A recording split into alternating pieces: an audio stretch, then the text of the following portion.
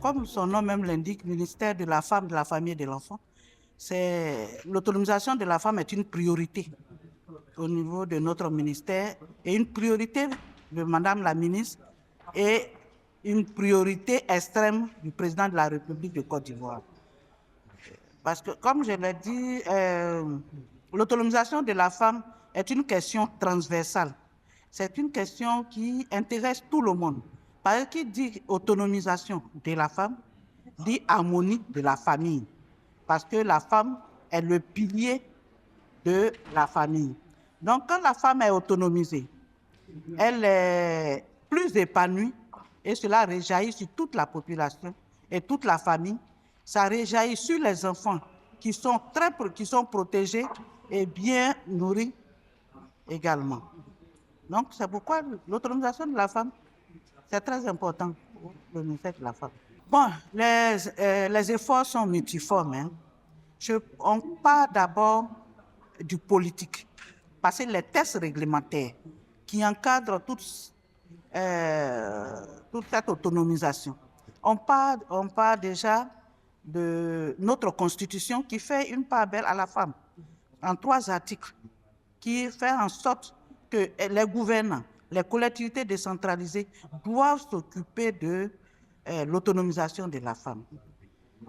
Ensuite, il y a des outils et des mécanismes mis en place. Nous avons le grand outil qui est une volonté du président de la République, qui est le Compendium des compétences féminines de Côte d'Ivoire. Nous avons des outils financiers, comme le fonds FAFSI, Fonds d'autonomisation des femmes de Côte d'Ivoire, qui est piloté par la première dame elle-même, qui est à hauteur de plusieurs milliards, hein, plus de 20 milliards aujourd'hui, pour que la femme puisse aller à l'autonomisation. Nous avons des fonds au niveau du ministère de la Femme. Nous avons des fonds également qui sont logés au ministère du Commerce, mais qui est utilisé en lien avec le ministère de la Femme. Nous avons également, un peu à bas niveau, mais d'une manière plus large, qui prend beaucoup plus de femmes encore, les filets socioproductifs, qui aident les femmes à aller à l'autonomie. Ça, c'est sur le plan financier. Mais d'autres outils qui sont mis en place pour que cette femme-là puisse rentabiliser les fonds qu'on lui donne. Il y a les AVEC, les associations villageoises d'épargne et de crédit. Il y a des structures socio-éducatives de base. Une femme, vous allez lui donner tous les millions qu'il faut. Mais si elle ne sait pas où protéger son enfant, elle ne pourra pas aller à l'autonomisation. Même si elle y va, on ne va pas atteindre les objectifs qu'il faut.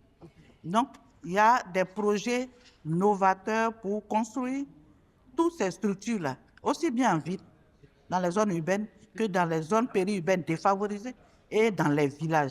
Donc, aujourd'hui, l'accent est mis sur les centres d'action communautaire pour l'enfant. Et une autre innovation qui est en cours, ce sont les francs, les foyers ruraux de l'alimentation et, comment on appelle, de la nutrition pour les enfants.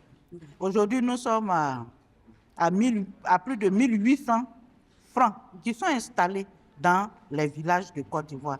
Et autour de ces francs, il y a, comment on appelle, il y a le renforcement des capacités. On aide les femmes à prendre soin de leurs enfants sans que ça ne plombe réellement leurs activités génératrices de revenus.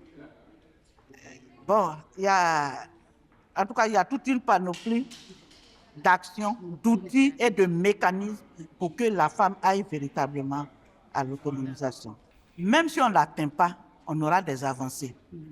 Et je crois que c'est pour ça ce rassemblement-là, ce forum et ce colloque est très bienvenu. L'année dernière, j'étais là et j'ai dit que comme nous courons chaque année pour aller à New York à la CSW pour faire le point sur les droits acquis de la femme, avant d'aller au CSW, en nous retrouvant ici, on peut également faire le bilan dans l'espace CEDEAO de l'autonomisation de la femme. Et avec ces résultats-là, on peut aller réellement en grand groupe discuter à New York. Parce que chaque pays s'en va faire ses avancées. C'est trop sectoriel. Comment on avance? Mais on peut avancer ensemble dans l'espace CEDEAO. Donc, nous faisons le bilan ici et puis nous avançons avec. Et arrivé là-bas, nous présentons nos acquis, nos perspectives, quels sont nos besoins, quels sont nos obstacles. Donc, aujourd'hui, avec l'économie verte, j'arrive à ça en même temps, avec l'économie, la transition vers l'économie verte, c'est une grande opportunité. Faisons en sorte de lever toutes les barrières. Parce que les mêmes barrières qui font que depuis nous parlons d'autonomisation de la femme, nous n'arrivons pas. Les mêmes barrières sont là pour la transition vers l'économie. C'est une opportunité, une nouvelle donne. Dès maintenant, anticipons ensemble pour que ça ne saute pas les femmes. Et si ça ne saute pas les femmes, nous aurons des familles harmonieuses, des familles unies et des enfants protégés dans notre espace CEDEAO.